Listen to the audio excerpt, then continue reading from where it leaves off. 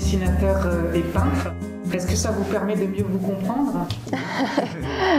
Oui, mais on a de la chance parce que je ne sais pas s'il suffit d'être artiste pour se comprendre. C'est pas forcément...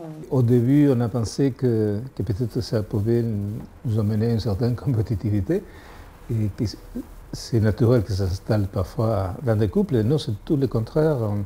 On se stimule mutuellement, on se comprend parfaitement bien. Et quand on fait des expositions ensemble, et ça marche très bien, les tableaux se marient aussi, et on intercale les tableaux d'un avec ceux de l'autre, et ça marche dans la réalité. Quel regard portez-vous sur le travail l'un de l'autre? Moi, je trouve que le travail de Pancho, il est assez doux aussi dans son traitement. Pancho n'est pas quelqu'un de dur dans son trait.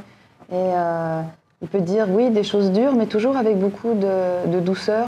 L'actualité étant dure, on a besoin justement de ce recul qui est l'humour, où parfois, Pancho, il a quelque chose de très philosophique aussi dans sa façon de dessiner.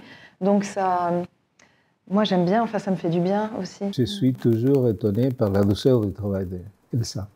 Et il y a des dessins qui sont d'une douceur infinie que je serais incapable de faire une chose pareille. Si je devais faire un livre pour enfants avec les mêmes sujets et tout ça, je n'y arriverais pas. Alors je suis admiratif de ce qu'elle peut donner dans ces registres. Alors, il faut quand même savoir qu'il y a des fois que je suis en panne et je demande à Pancho de m'aider. Je lui dis, j'ai pas d'idée pour la couverture, qu'est-ce que tu ferais? Parce que comme Pancho fait beaucoup le papier, illustre le papier des lettres au canard enchaîné, donc il doit trouver en un dessin, résumer un livre entier en un dessin. Il trouve toujours l'image, enfin voilà. Et donc des fois, aide-moi pour la couverture. Et par exemple, une danseuse ne porte pas de lunettes, c'est Pancho qui m'a dit, mais moi je la verrais bien de dos avec ses lunettes dans le dos. Et c'est lui qui a trouvé l'idée de la typo comme chez l'ophtalmo, quoi. Et quand je l'ai montré à mon éditrice, j'ai fait, voilà, c'est grâce à Pancho. Il m'a dit, mais c'est génial. Voilà, donc voilà, il m'apporte aussi beaucoup de choses dans mon travail. Là, c'est un exemple, mais il y en a d'autres aussi. Il y a même un livre d'ailleurs qu'on a fait un peu ensemble, qui s'appelle Le magicien et la funambule, il y a quelques années. Et c'est un scénario de Pancho. Voilà, Pancho a eu cette idée de scénario que j'ai trouvé très jolie. Je l'ai mis en mots. Et puis voilà, ça a donné naissance à cet album aux éditions Kaléidoscope. Il s'appelle Le magicien et la funambule. Voilà. Quelle qualité vous accordez-vous mutuellement? Dans quel sens? Moi, ce que j'aime chez Pancho, c'est qu'il est toujours d'humeur égale. Il est toujours calme en toutes circonstances. Et c'est une qualité que j'ai pas.